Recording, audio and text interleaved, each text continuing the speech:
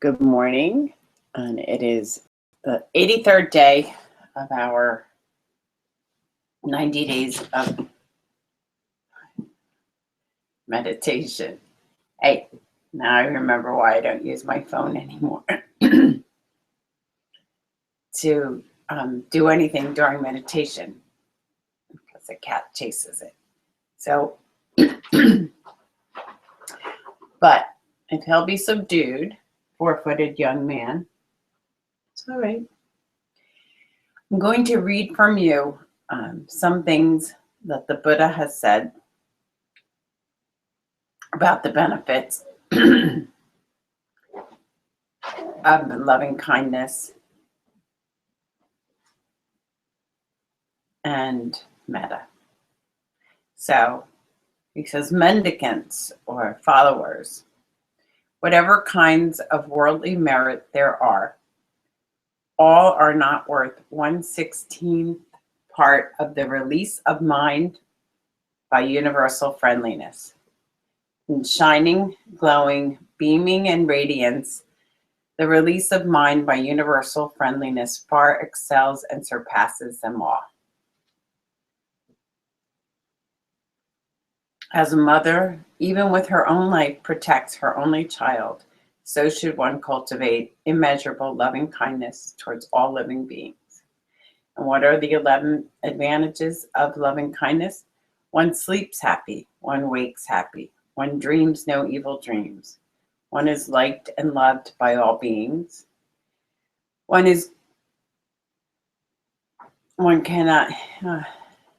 cannot be harmed by fire, poison, or weapons. One swiftly attains concentration of absorption. One's appearance becomes serene, calm, and composed. One dies without confusion, bewilderment, or panic. And that's from the Anguttara Nikaya. Some of those texts, there is a belief that they may have been embellished somewhat. It took about 300 years for the text to all be completed after the Buddha's passing. So I don't know, perhaps, I don't know. But that's what it says. And I'm going to read you one other passage from the Majjhima Nikaya, which is, I think there are 3 Nikayas, doesn't matter. They're just like texts, sacred texts in the Pali Canon, which are the written discourses, the written teachings of the Buddha. Okay, so he said, they may address you in an affectionate way or a harsh way. They may address you in a beneficial way or an unbeneficial way. They may address you with a mind of goodwill or with inner hate. In any event, you should train yourselves. Our minds will not be affected and we will not say evil words. We will remain sympathetic to that person's welfare with a mind of goodwill and no inner hate. We will keep pervading him with an awareness imbued with goodwill, and beginning with him, we will keep pervading the all-encompassing world with an awareness imbued with goodwill equal to the great earth, abundant, expansive, immeasurable, free from hostility. That's how you should train yourself. And then here's some words. We can take these into our meditation this morning. So it's interesting reading those words. I know that my mind says, wait a minute, what about this and what about that? So the intellectual discursive mind wants to get in there or mine does, I'll tell you that, and argue with some of that. Well, what about in this circumstance and in that circumstance? And the point is that metta is not an intellectual pursuit. It is a mind state that we cultivate. So it says, even if somebody is approaching you with harsh words, etc., your mind will not be affected. That doesn't mean that you will not protect and do what is compassionate and appropriate in each situation, as we've talked about so much. You absolutely will. However, it will not come from a mind of enmity or ill will or hatred. It will come from a mind of compassion, understanding that people are the heirs of their actions, that they have cultivated these things over time, and that which we cultivate is that which arises out of our mouth and our actions. So therefore, if that is true for the other, that is true for us. So what would we like to cultivate? What would we like to come out of our mind and our actions? And there's no determination of what the content of those actions will look like. It's more important what the mind that underlies them will look like, because that is what will condition future actions.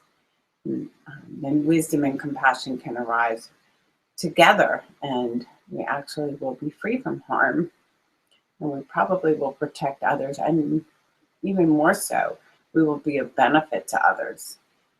We can really have their well-being at heart instead of our reactivity creating further trouble for them. That's such a good way to be, in my opinion, my humble opinion, right? My experience. So then he goes on to say, I have goodwill for footless beings, goodwill for two-footed beings, goodwill for four-footed beings, goodwill for many-footed beings. And this looks like it's from the one when they were in the forest. Right? So we're sitting there. Let's just take these words in a comfortable, upright posture. Taking a moment to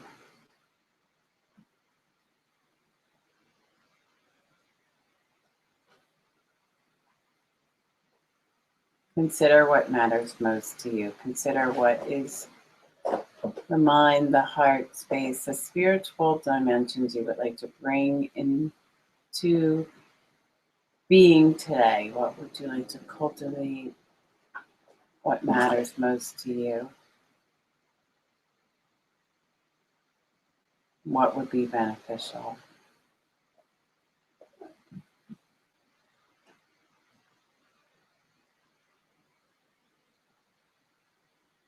And generating a boundless mind of compassion and loving kindness, goodwill, friendliness, concern for another's welfare, as if they were our own child. And that includes ourselves. Really understanding what really helps us.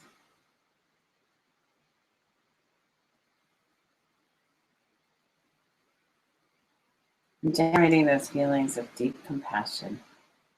Let's take these words in.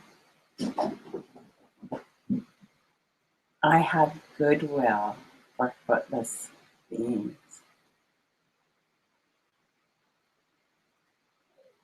Goodwill for two-footed beings.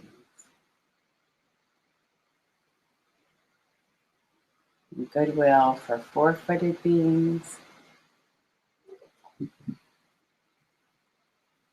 And goodwill for many-footed beings. And may footless beings do me no harm. May two-footed beings do me no harm. May four-footed beings do me no harm. And may many-footed beings do me no harm. May all creatures, all breathing things, all beings, each and every one of them, meet with good fortune. May none of them come to any evil.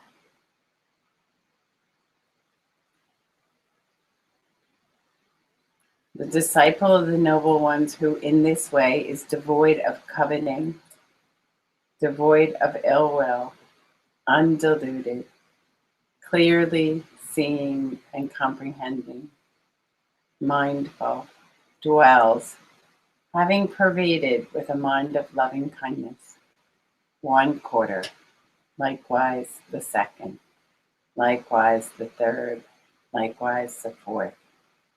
So above, below, and across he dwells, having pervaded because of the existence in it of all living beings everywhere, the entire world, with the great, exalted, boundless thought of amity that is free of hate and malice. He lives having pervaded with a mind of compassion.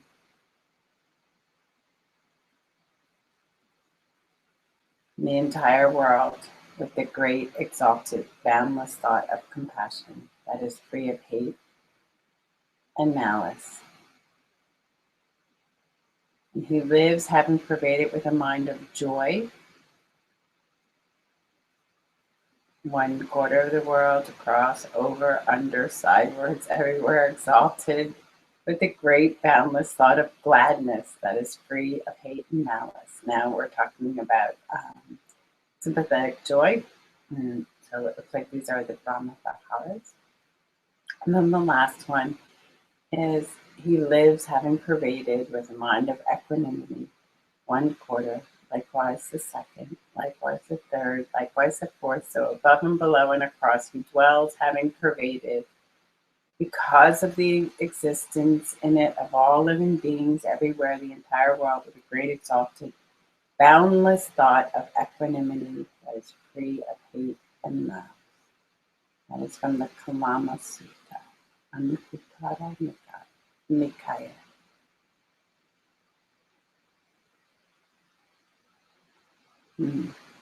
So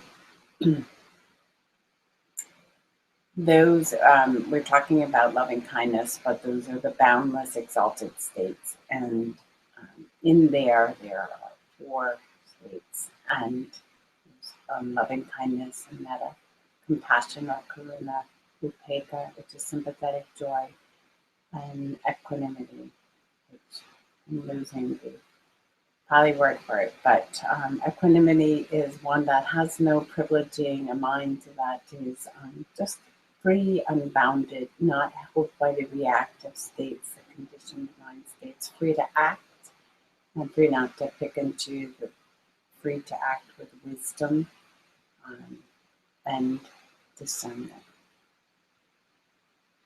Accepts the suffering that is part of this world and cultivates a mind of peace, joy, love, and kindness, friendliness, and goodwill towards all. So, have a wonderful day, and I wish you great kindness, joy, compassion, and equanimity. I'll see you tomorrow.